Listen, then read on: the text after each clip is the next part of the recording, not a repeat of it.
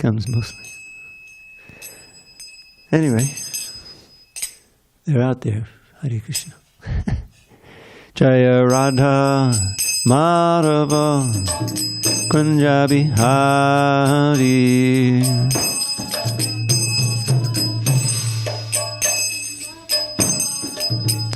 Jaya Radha Madhava Kunja Bihari.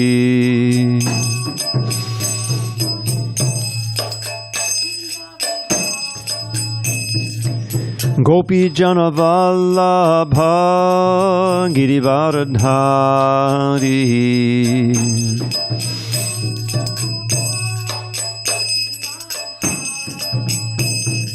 Gopi Jana Vallabha Girivaradhari.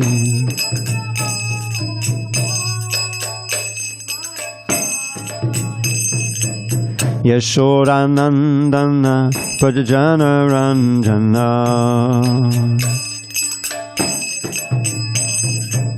Yashodanandana Prajajana Ranjana.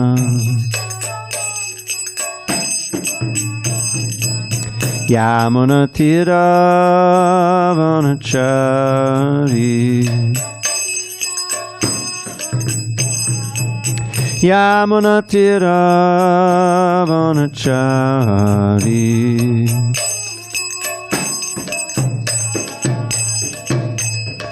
Hare Krishna, Hare Krishna, Krishna Krishna, Hare Hare, Hare Rama, Hare Rama, Rama Rama, Hare Hare.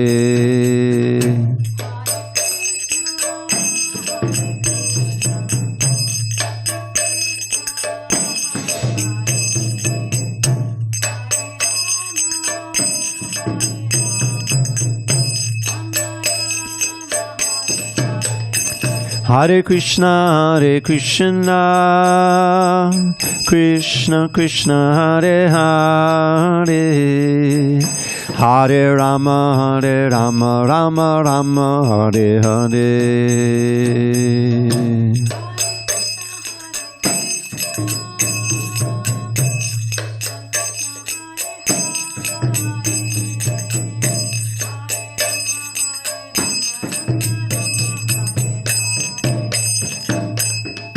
Jaya Radha Madhava Kunja Bihari.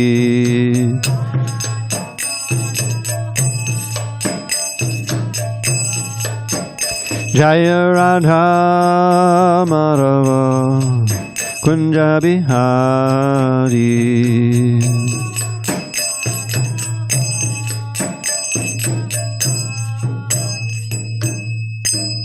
Jai Om Vishnupad Paramahansa Purujikacharya Ashtotar to the Srimad. His Divine Grace, Srila A.C. Bhaktivedanta Swami Prabhupada ki Jai. ISKCON BBT Founder Acharya Srila Prabhupada ki Jai. Jai Om Vishnupad Paramahansa Purujikacharya Ashtotar to the Srimad. His Divine Grace, Srila Bhakti Siddhanta Saraswati Thakur ki Jai. Ananta Koti Vaishnavin ki Jai. Namacharya Srila Haridas Thakur ki Jai. Srimad Bhagavad Gita ki Jai, Samaveda Bhaktabinda ki Jai. All glories to the assembled devotees. All glories to the assembled devotees. All glories to the assembled devotees. All glory to Sri Guru and Gauranga. There she is. We were wondering if you were to make it tonight.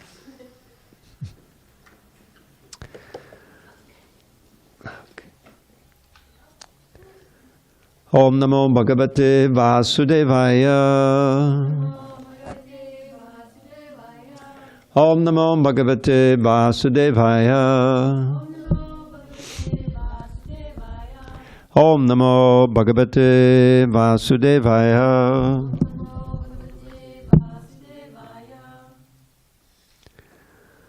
On this 15th day of May 2023 in San Diego, we're reading from Srimad Bhagavad Gita as it is, translation and commentary by His Divine Grace A.C. Bhaktivedanta Swami Prabhupada. And we are in chapter 16, the divine and demoniac natures. Text number 10, is it?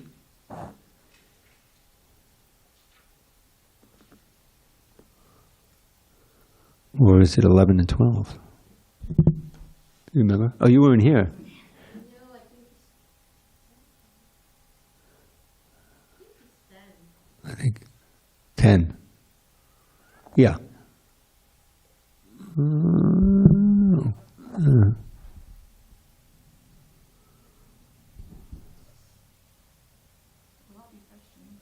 Okay. All right. Can't do any harm. Reading text 10 at the top of page 627. Kamam ashritya dushpuram dambha mana madanvitaha mohad grihit basad grahan pravartante ashuchi pataha kamamashritya dushpuram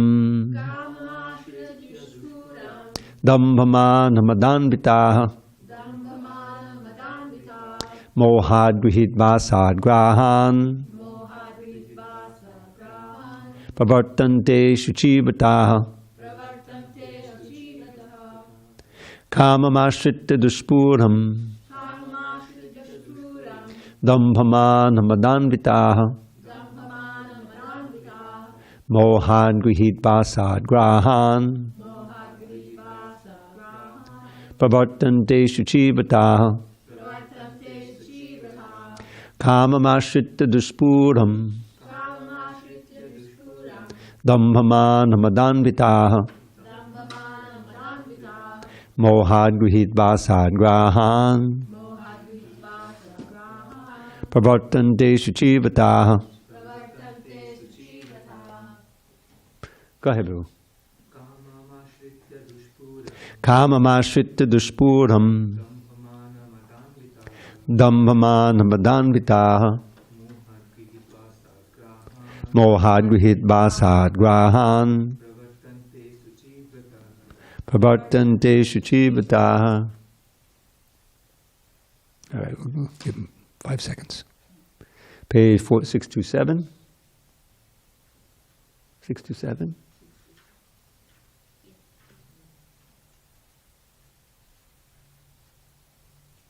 Go ahead. Kamam. Yes. Take 10. Kamam ashritya dushpuram dambhamana madanvitaha go mohad grihit vasad grahan pravartante shuchivataha kamamashritya dushpuram dambhamana madanvitaha mohad grihit vasad grahan pravartante shuchivataha.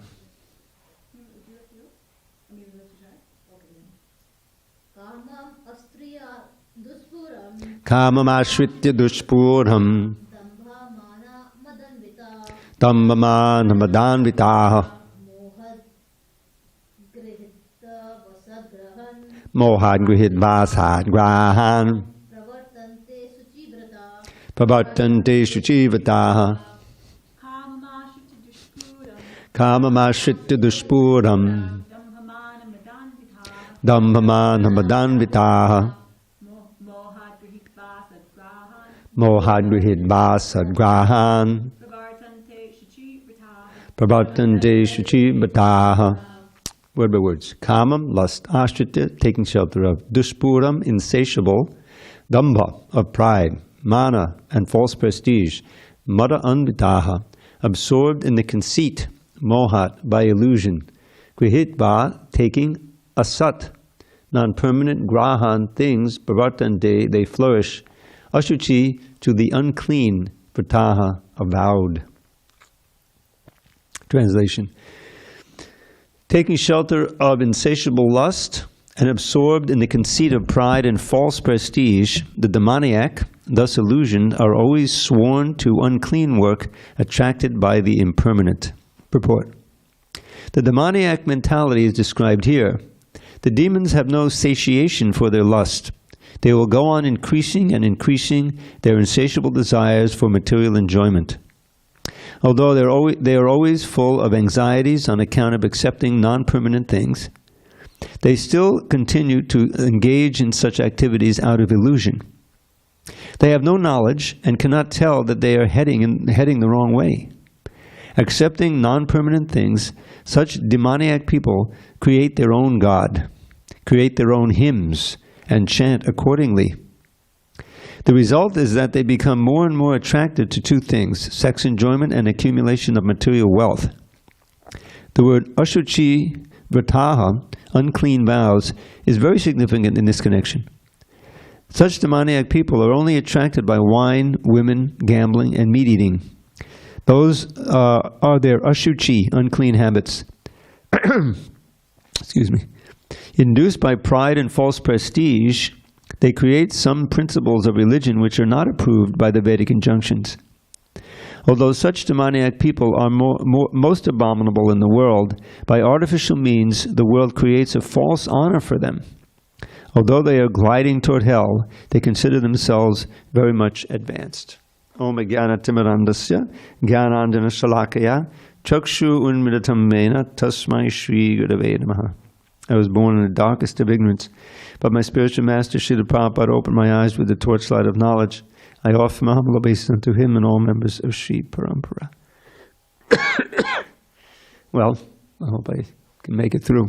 I have a little allergies. Allergies are very advanced in this particular season, unlike all the other years I've been here because of all the rain and the climate change. But I have the remedy you brought, so hopefully I'll be back to normal tomorrow.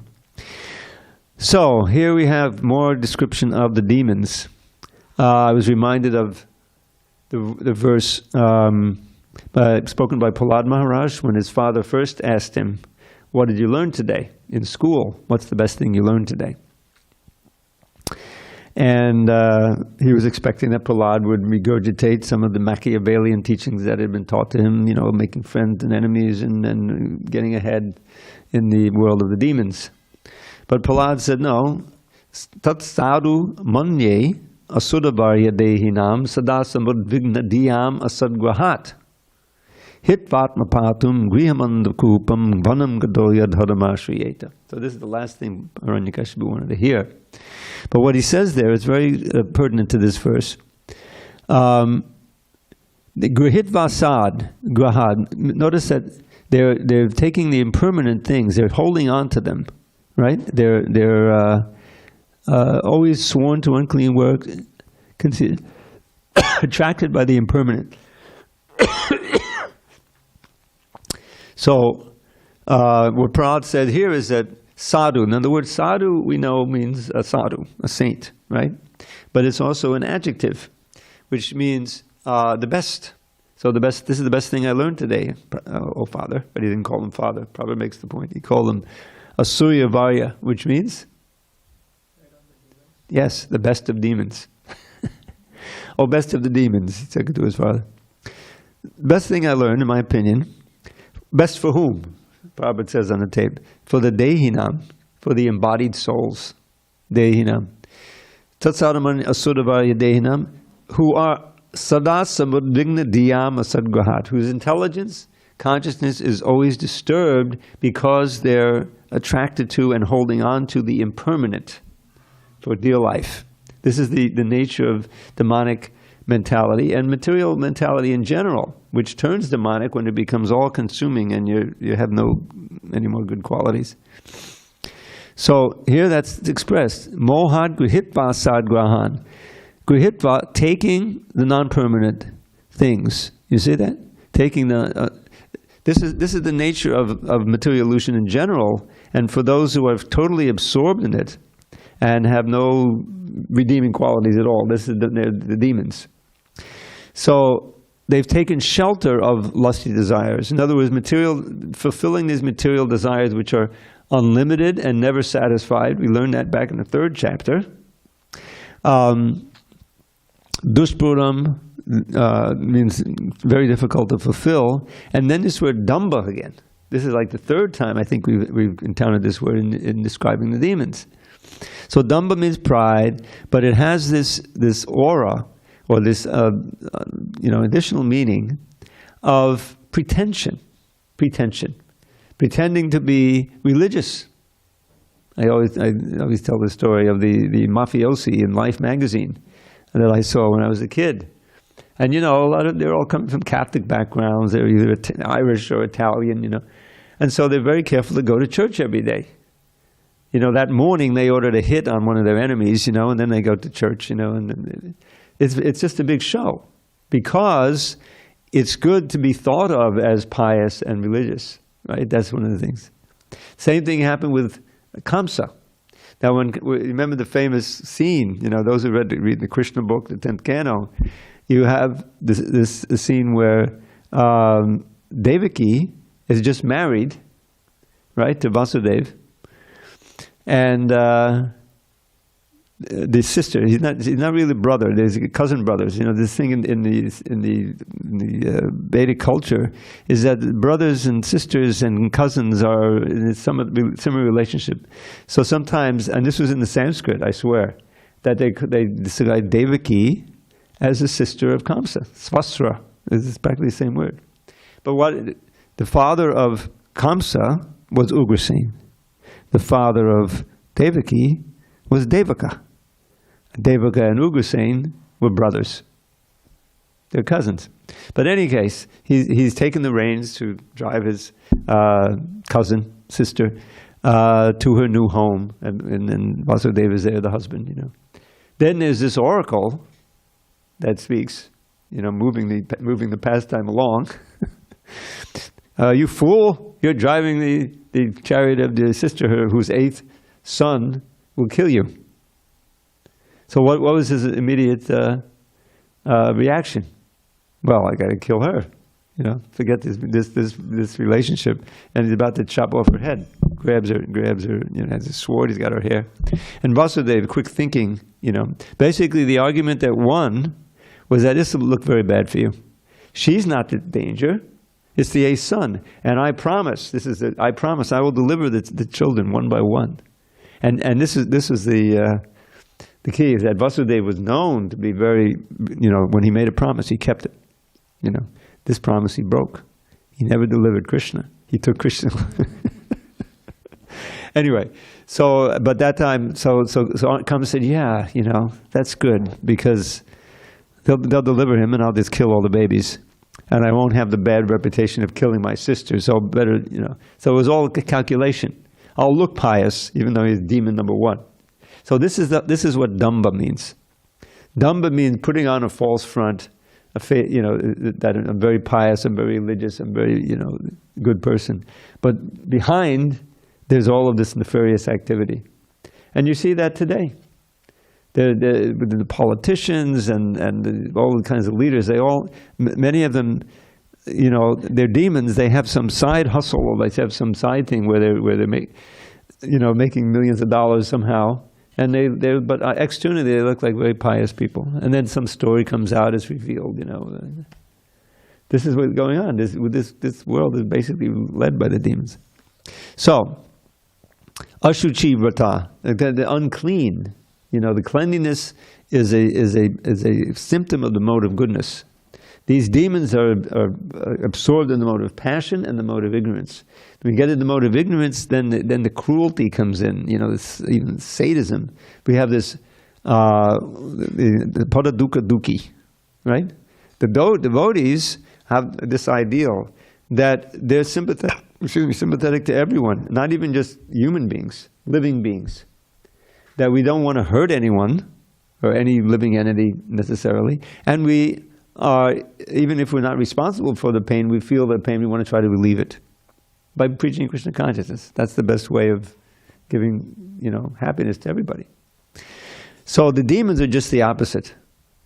They become sociopathic, which is just another way of saying sadistic, really. Is that the famous hunter who Narada Muni saved? The hunter was getting pleasure out of half killing the animals and then going back. My father trained me this way.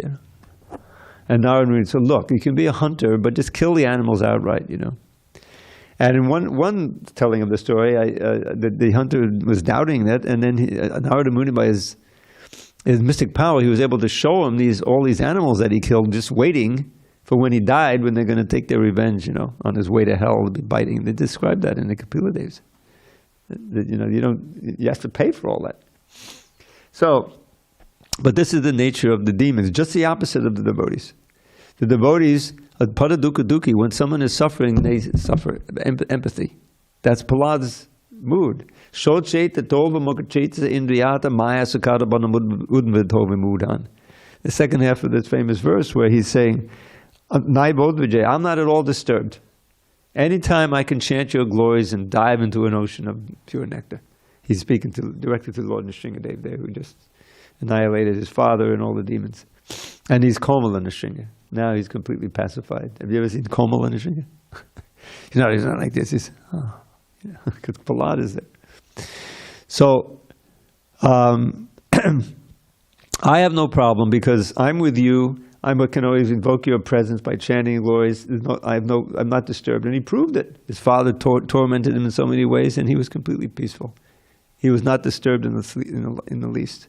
You want to boil me in oil? Go ahead. Hare Krishna, Hare Krishna, Krishna Krishna. And he was unaffected.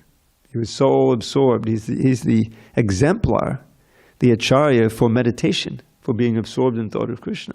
There's 9 processes. So anyway, but he says, Shoche, but I'm lamenting. Why are you lamenting? I thought you were in bliss.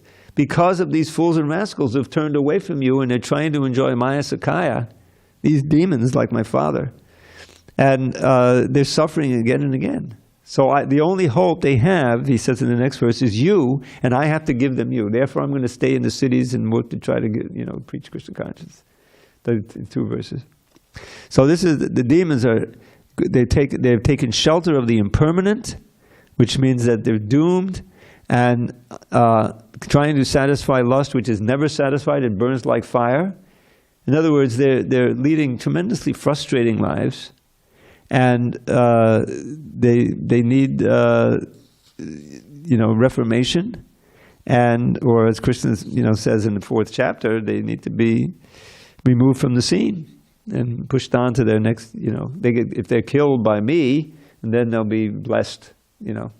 And so he arranges for the killing wholesale. It said everyone on the battlefield of Kurukshetra, because they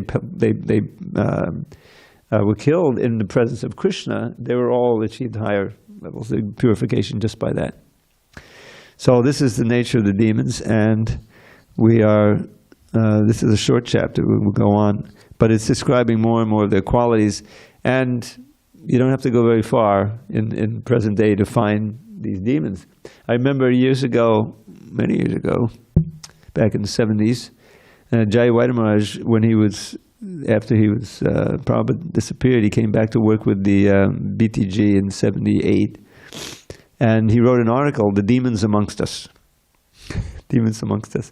And he wrote, on the basis of this chapter, he showed about so many prominent people in this world, he didn't make names, but it was obvious, have these qualities. So this is where we live. And because it's such a troubled age, modes of passion, ignorance is so prominent, therefore we have this special benediction. That even in this age, if you chant the holy name, you can counteract all the evils of the age and become Krishna conscious, go back to Godhead. It's a special dispensation we should take full advantage of. Okay, any questions on this verse? More descriptions of the demons. Give me bad allergies these days. Go ahead. Hare Krishna. So this reminded me of, I can't remember which chapter it is, but there's a verse about how Krishna makes people's faith strong. So like if you're worshiping a tree or something, Krishna will make your faith strong in that Yes, tree? yes, 7th chapter. Right.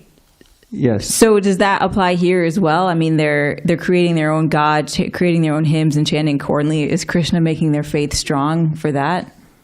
Yes. Yes, if you want to worship.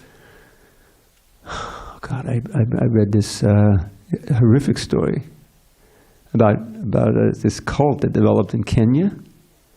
It was like an evangelical guy, you know? Mm-hmm. Hare Krishna, welcome.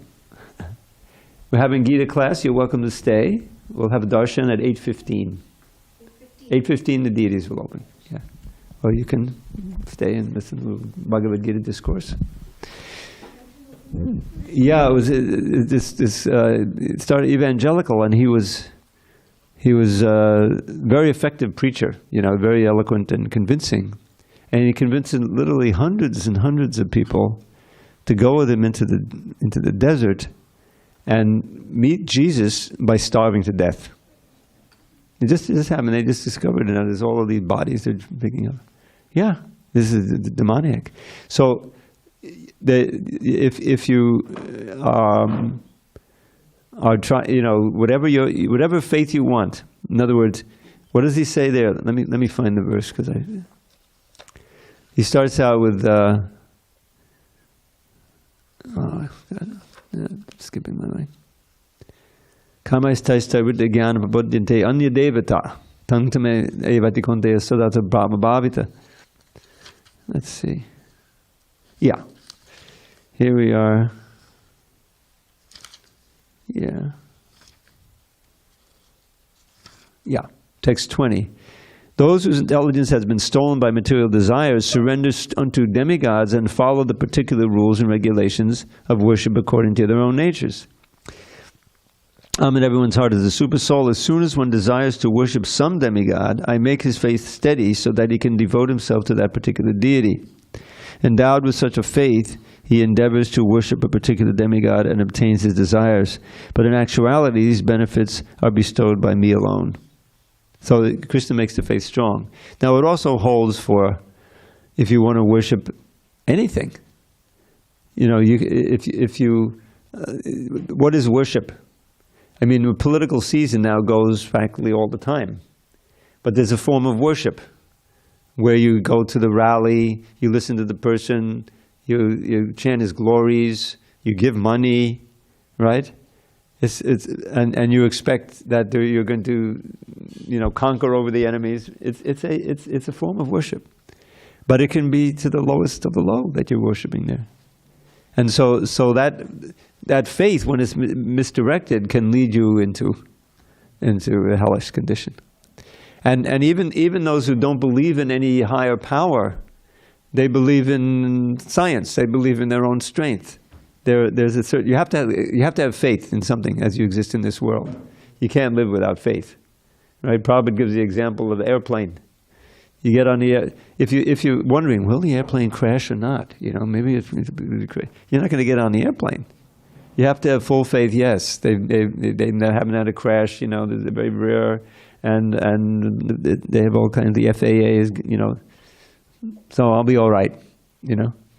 So, I give the example of riding on the, Grand Avenue here, right? You're going down, and the light turns from red to green. Oh, cool, I'm going 20, 30 miles an hour, and you have full faith that this one is red, right? That the lights are working right and everything. So so it's very possible for that faith to be manipulated by the demonic, so that they'll get all these followers and the people will worship them, and they'll develop. But you're being led down a path to great suffering by that. That's why knowledge is so important, the genuine knowledge, what we should have faith in, and what we should strive for. Even though you have to have some faith, because we can't see Krishna with these present senses; they're too contaminated. Atakshi Krishna namani namave grayam indriyai. With our present senses and mind, we cannot directly perceive the Lord, that's for sure. But sevan mukha hijivado swayam eva spuratada. By beginning to serve Krishna, beginning with the tongue, by chanting his name and also, of course, hearing, tasting prasadam, eventually the senses and mind become purified and Krishna reveals himself. Now, how can you have faith in that? Krishna is at Hokshaja. He's transcendental. He's beyond the perception of our mind and senses. So this is where the realized souls come in.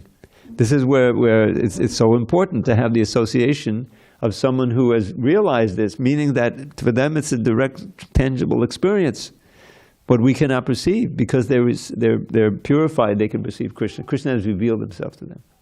So that faith, just like Prabhupada came to America, I'm starting to read that part of the Lilamrita, where Prabhupada, planting the seed, just came to America and he's going here and there, Philadelphia, or Pennsylvania, and then he comes back to New York. And he really doesn't have a place to preach, but he's got a ticket to go back 2 months later, something, right? He doesn't go back 2 months later. But he found some audience that was receptive, serious audience, when he went downtown. There's the wonderful story. So, and they had faith in him because of who he was and what he was showing and what he was teaching, and so enough faith to take up the process. And then when you chant Hare Krishna, you start to get direct realization.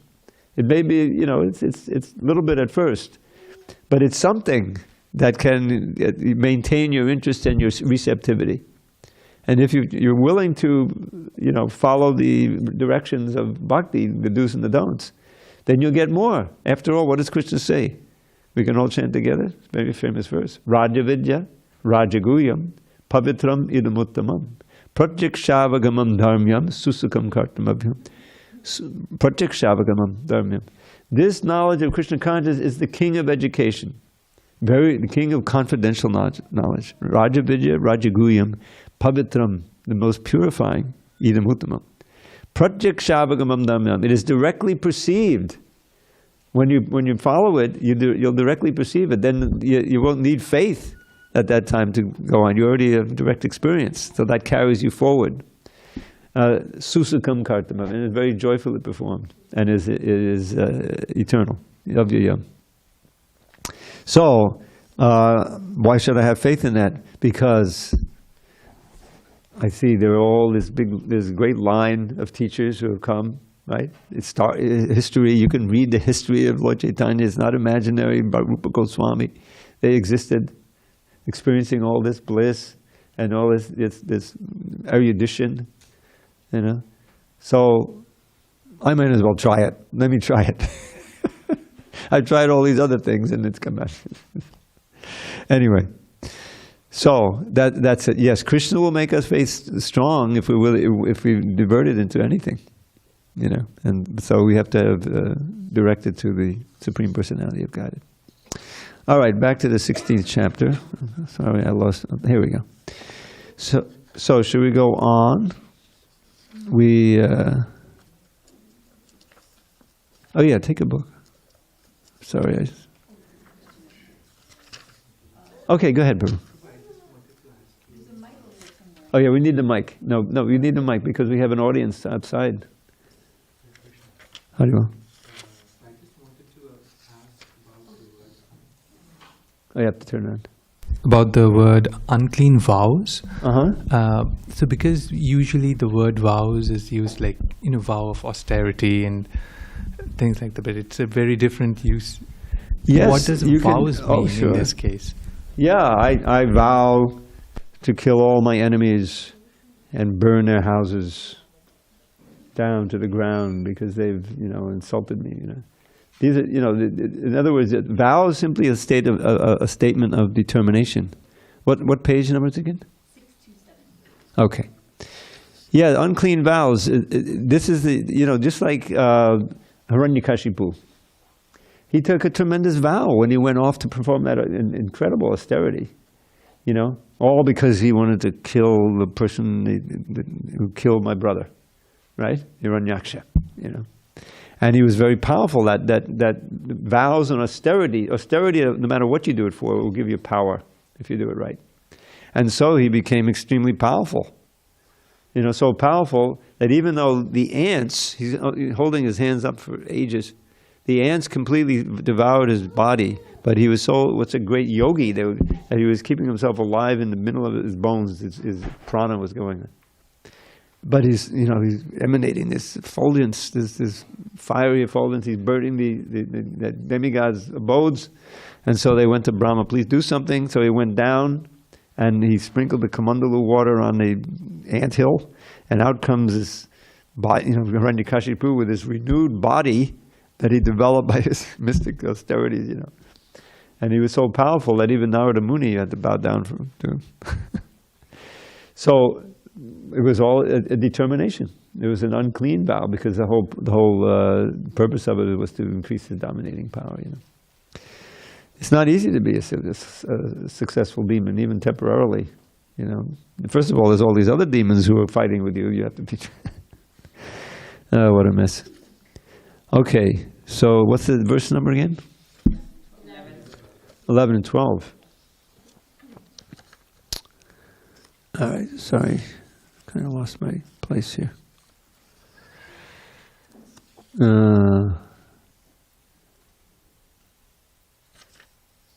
Okay. All right, let's do 11 and 12. Chintam apadimeyam cha, bottom of page 627. Chintam apadimeyam cha, pralayantam upashritaha, kamopaboga padama,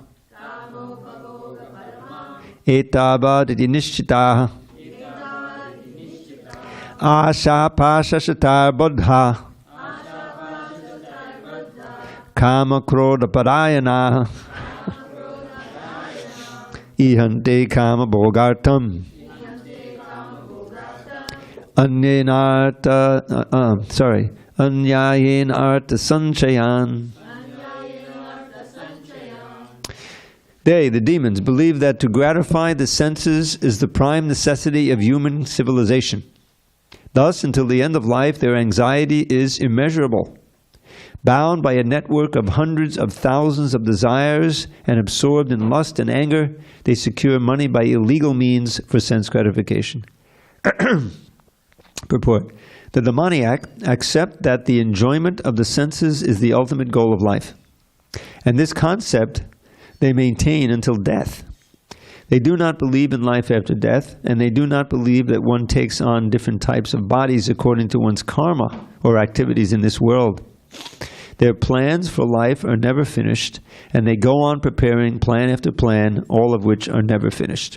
We have personal experience of a person of such demoniac mentality who, even at the point of death, was requesting the physician to prolong his life for 4 years more because his plans were not yet complete. Such foolish people do not know that a physician cannot prolong life even for a moment. When the notice is there, there is no consideration of the man's desire. The laws of nature do not allow a second beyond what one is destined to enjoy. The demoniac person who has no faith in God or the Supersoul within himself performs all kinds of sinful activities simply for sense gratification. He does not know that there is a witness sitting within his heart. The Supersoul is observing the activities of the individual soul. As it is stated in the Upanishads, there are two birds sitting in one tree. One is acting and enjoying or suffering the fruits of the branches, and the other is witnessing. But one who is demoniac has no knowledge of Vedic scripture, nor has he any faith. Therefore he feels free to do anything for sense enjoyment, regardless of the consequences. Well, we don't have to look far to find people who meet this description pretty well. Forgive me.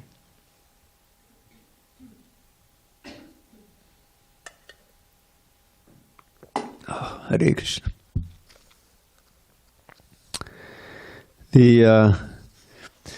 They believe that the gratifying senses is the prime necessity of human civilization. Till the end of life, their anxiety is immeasurable. So you can imagine what it's like, I mean, I'm getting old.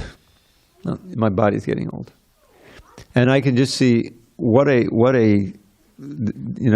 depressing situation it would be if I was relying for my enjoyment on trying to enjoy these senses. But it's not. the thing about spiritual enjoyment is that it depends just on the relation of the soul with the Supreme Lord. And of course, you want to be able to do some service. You want to be able to hear and chant, and that becomes sometimes difficult as time goes on.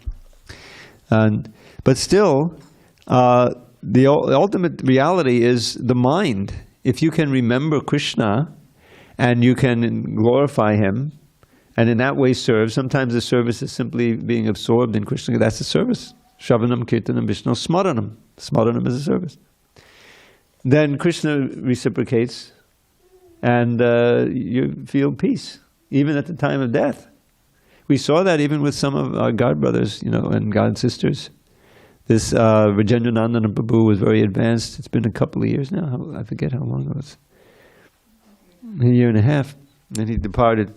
But he had very advanced devotee. His classes are online. He spent a year here, at least, after retirement from his job, before he got cancer and passed. But he was completely at peace. He wasn't in anxiety as he was laying. He even stopped eating and drinking. And those who were there at the bedside, were aware of it. That there was this thing I heard about. He said, "Oh, why is the room full of people? What's going on?" He was asking his friend who was staying with him. He was the only person who was there. Who was visible. But he was seeing these people. And so the friend asked him, "Oh, are they the good people?" Yes. In other words, wasn't the Yamadutas okay? So he was seeing, they were getting ready to take him back. And then there was a remarkable case of a daughter of a devotee here who was living in Alachua, Florida. We have a big community there in northern Florida with her husband. And she came down with cancer. She was only 36, tragic. But she had been, she grew up here and she was trained in devotional service. And her spiritual master was very merciful. He spent a lot of time with her on the phone. He was in Vrindavan, she was in Florida. I called a couple of times, encouraged her. She had friends all over the movement. And her father was there when she passed. And he said she was completely peaceful. It was almost like, just waiting to get on the Vaikuntha airplane and go by. Now, this is not the case for people who are not Krishna conscious. Krishna arranged that before I joined, I had to spend a whole year working in a hospital as an inhalation therapist, which means someone who takes the oxygen around and is there and seeing a lot of people die, And it's a tragic scene. Mostly it is just a lot of sedation, because people are in tremendous anxiety. They don't know what's happening and they're afraid of the unknown. And according to the Bhagavatam, the Yamadutas come and people say it's something that's known as, amongst the nurses, as terminal restlessness. People, they see these illusions, dogs and things. But it's a tragic scene. It's a difficult scene. But that final exam, we're all coming to that exam, and that's tested. If you're fully Krishna conscious, then you're just changing dress.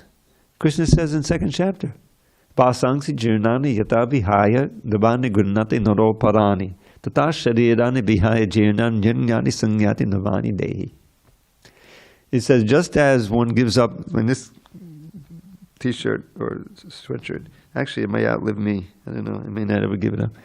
But anyway, assuming that it gets tattered, eventually you give it up with all that clothes like that. What's the big deal?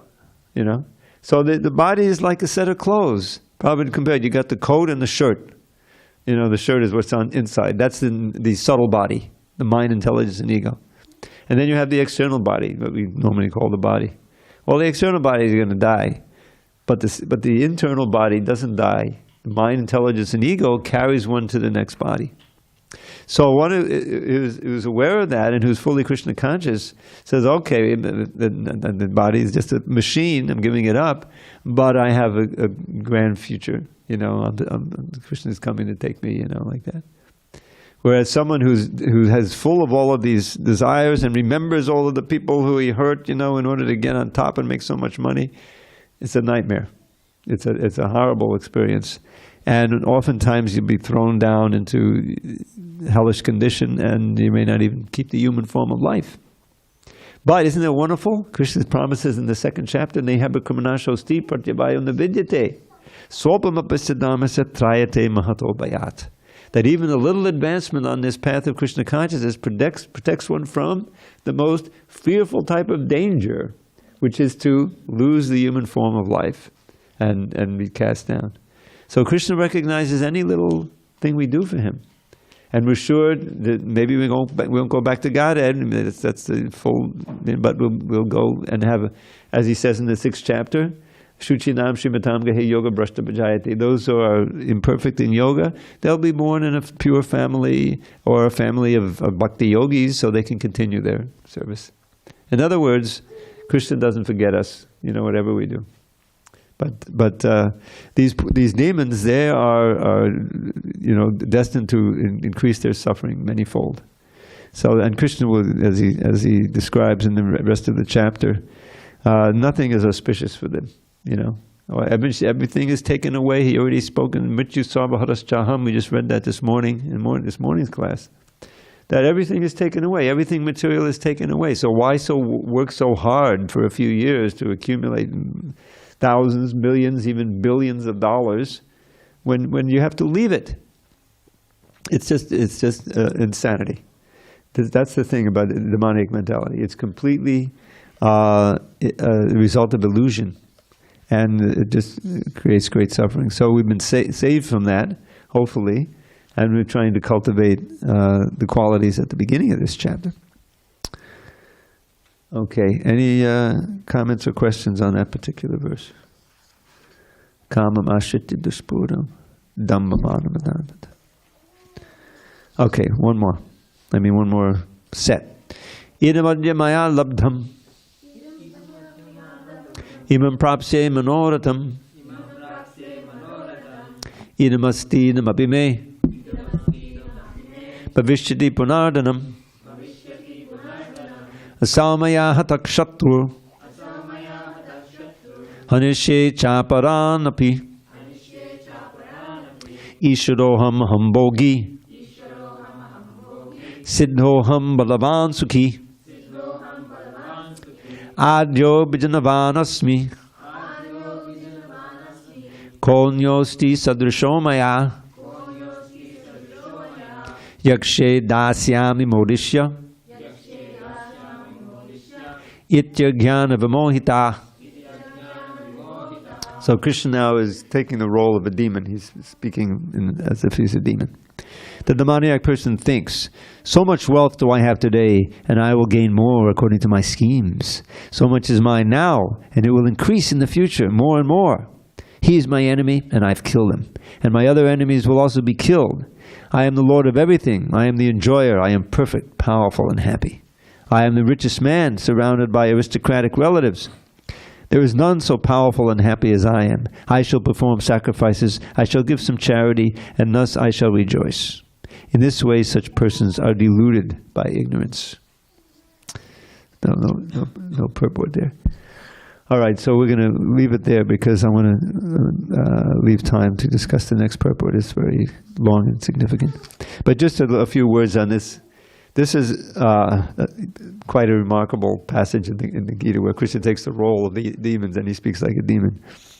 But my goodness, I mean, it seems like it's right out of the headlines, You read what's going on over the wars and the craziness.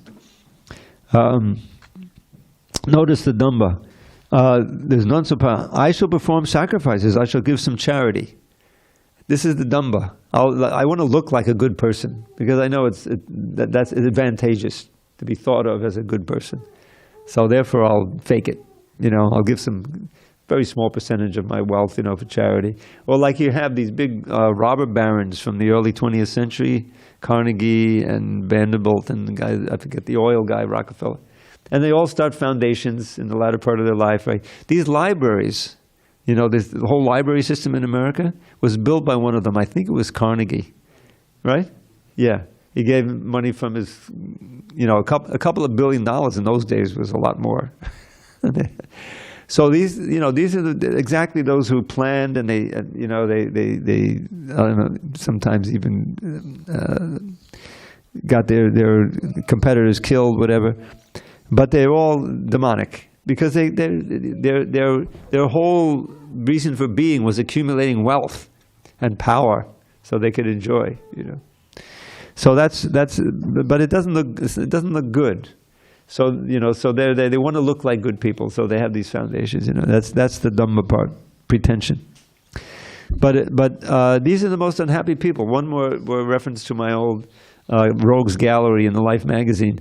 I remember looking at all these faces. This was the mafia, the New York mafia, and they had got maybe some of them were actually mugshots, and they all looked angry and kind of miserable. I remember that. Even I didn't know anything about it, but I was just a kid, maybe 11 years old, and I saw these pictures and I said, oh, I don't want to be like them, because they lived by the total demoniac creed. It was all a question of throwing their weight around in the community and killing their enemies, whatever. And so ultimately it's completely self-defeating, because you're getting all this bad karma, horrible things you're doing, and how much can you really enjoy, especially as you get older, And so I'll give you a sample of how a devotee enjoys. There's so many beautiful expressions of descriptions of Krishna and Krishna's Leela, his qualities, pastimes, instructions, so many things. And just the devotee, just by hearing them, just like chanting the holy name, can be completely happy. Doesn't cost anything, and no matter what age you're at, if you're conscious, you can enjoy it. So I'll give you a sample of that. This is one verse, I think it's in the Leela Chanda. It's a summary of Krishna's Vrindavan Leela. Tabajayati nanda nandana padada bindo bhakti makadanda jayan madhuri labagre mukti sukham shukti tameti. Tabajayati nanda nandana Tabajayati nanda nandana padada bindo bhakti makadanda. Oh Nanda Nandana, oh pleasure of Nanda Maharaj, Krishna. The drops of honey, of nectar, of honey dripping from your lotus feet. Tabajay Nandana Padada Vindo Bhakti Makadanda Jayan Maruri Lavagre. Even just a drop of that is so sweet that it makes even liberation seem as insignificant as an oyster. That's what the word is. How significant is an oyster? So and there's just so many descriptions. What is that? That's from the Krishna Karnamrita. Maduram maduram babadasya vibho maduram maduram vadanam maduram. Madugandhi madusmitameta daho maduram maduram maduram maduram. Sweet, sweet is my dear Lord's form. Sweet is still his face so fair.